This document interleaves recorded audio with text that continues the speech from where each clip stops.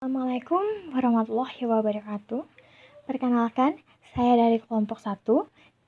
Nama saya Elvira Sundari Astrida, NIM 140119415. Di sini saya akan menjelaskan mengenai teori kebutuhan Maslow. Jadi, teori kebutuhan Maslow adalah teori psikologi yang diperkenalkan oleh Abraham Maslow dalam makalahnya yang berjudul A Theory of Human Motivation di Psychological Review pada tahun 1943. Teori Maslow, pengertian. Ada 5 tingkat kebutuhan Maslow, yaitu kebutuhan fisiologis, keamanan, kepemilikan dan kasih sayang, penghargaan, dan aktualitas diri. Dari level kebutuhan ini, Maslow menggambarkan sebagai level atau tangga kebutuhan. Maslow berpendapat bahwa setelah manusia memenuhi kebutuhan terendah, manusia akan memenuhi kebutuhan di tingkat berikutnya. Jika manusia memenuhi kebutuhan tingkat atas, tetapi tingkat bawah belum terpenuhi, maka manusia akan kembali ke kebutuhan sebelumnya. Kebutuhan fisiologis ditempatkan pada posisi paling bawah. Hal ini menunjukkan bahwa kebutuhan fisiologis merupakan kebutuhan pada tingkatan terendah. Lalu, kebutuhan fisiologis muncul secara berulang kali. Inilah yang membedakan kebutuhan fisiologis dengan kebutuhan lainnya.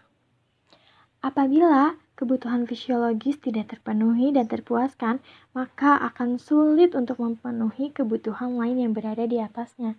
Artinya, kebutuhan ini harus dipenuhi dan terpuaskan terlebih dahulu sebelum memenuhi kebutuhan lainnya. Sebagai kebutuhan paling dasar, kebutuhan fisiologis berkaitan dengan kebutuhan fisik. Contohnya seperti makan, minum, bernafas, tidur, sandang, dan juga papan atau rumah. Contoh dari psikologis, yaitu saat seseorang merasakan haus, maka ia butuh minum. Atau juga saat seseorang merasakan lapar, ia butuh makan. Tak mungkin seseorang yang merasakan haus dan lapar akan mencari-cari teman atau berusaha mengaktualisasi diri, tetapi ia akan berusaha untuk memenuhi rasa haus dan laparnya tersebut dengan minum dan makan. Safety. Kebutuhan ini meliputi rasa aman dari ancaman, tindak kriminal, perang, terorisme, penyakit, ketakutan, kecemasan, kerusuhan, bencana alam, dan lainnya. Pemenuhan akan kebutuhan ini memungkinkan setiap individu untuk menjalankan aktivitasnya dengan baik. Sayangnya, kebutuhan rasa aman dan nyaman ini tak selalu bisa dipenuhi secara total. Meski telah dilakukan antisipasi, namun tetap saja ada ancaman-ancaman yang tidak bisa dihindarkan seperti bencana alam dan perilaku tidak menyenangkan dari individu lain. Contoh safety. Pertama, seseorang membangun rumah untuk melindungi diri dari hujan dan panas untuk memenuhi kepuasannya. Kedua, ketika Indonesia dalam jihad, kita melawan para penjajah dan akhirnya menjadi mandiri karena ketika kita dijajah, kita tidak bisa merasa aman. Nama saya Siti Tami Puadatu Salama dengan NIM 14011745552. Di sini saya akan menjelaskan teori Maslow yang mencakup love or belonging.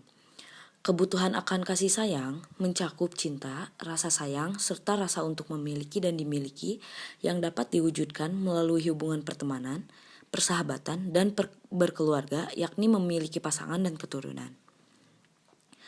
Menurut teori Maslow, kebutuhan kasih sayang juga berkaitan dengan hubungan yang sehat dan penuh kasih serta saling percaya. Namun, pada kenyataannya, banyak hubungan pertemanan dan cinta sepasang kekasih, bahkan keluarga, yang hancur berantakan disebabkan adanya rasa saling curiga dan pengkhianatan terhadap hubungan yang telah terjalin. Contoh love or belonging. Pada seorang yang kebutuhan cintanya sudah relatif terpenuhi sejak anak-anak, tidak akan merasa panik saat menolak cinta. Akan memiliki keyakinan besar bahwa dirinya akan diterima orang-orang yang memang penting bagi dirinya. Ketika ada orang lain menolak dirinya, ia tidak akan merasa hancur. Contoh lain, love belonging pada organisasi. Karyawan pada perusahaan sejatinya juga memerlukan kebutuhan interaksi sosial dan juga kasih sayang. Terima kasih. Perkenalkan, nama saya Rizky Indra Rodeo dengan NIM 14011194338. Di sini saya akan menjelaskan tentang esteem. Esteem atau kebutuhan untuk dihargai ini berada pada posisi yang cukup tinggi. Individu yang sudah berada pada level kebutuhan ini artinya telah mampu memenuhi kebutuhan-kebutuhan yang berada di level bawahnya. Kebutuhan ini berkaitan dengan ego setiap individu yang berkeinginan untuk mencapai prestasi dan gengsi. Kebutuhan akan penghargaan atau untuk dihargai dikategorikan menjadi dua, yaitu kebutuhan yang lebih rendah dan lebih tinggi. Kebutuhan yang lebih rendah diwujudkan dalam bentuk perhatian, menghormati orang lain, reputasi, apresiasi, status, martabat, dan dominasi.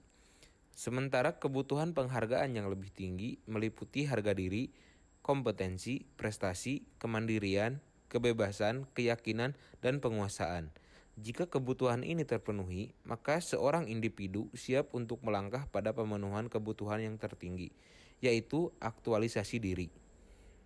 Contoh esteem.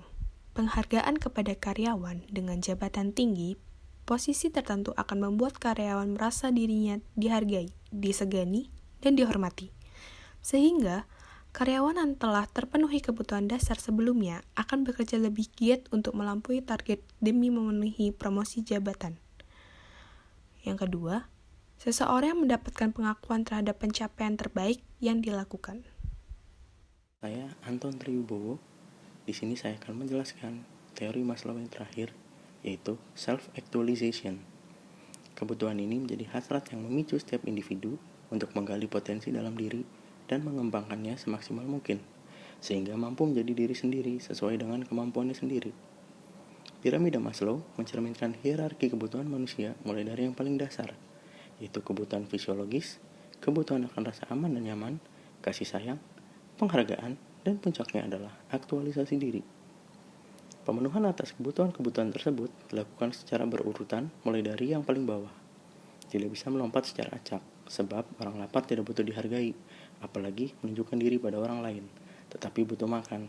Sederhana, tetapi jika kebutuhan-kebutuhan tersebut dipenuhi secara berurutan, akan mampu menciptakan kehidupan yang berkualitas. Contoh self-actualization.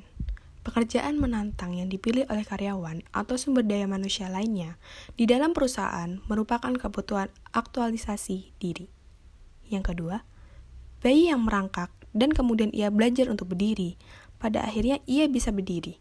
Merangkak sebetulnya dapat memuaskan kebutuhannya untuk bergerak dan berjalan mempunyai asosiasi dengan jatuh dan rasa sakit. Terima kasih. Sekian dari kelompok 1. Mohon maaf apabila ada salah-salah kata. Wassalamualaikum warahmatullahi wabarakatuh.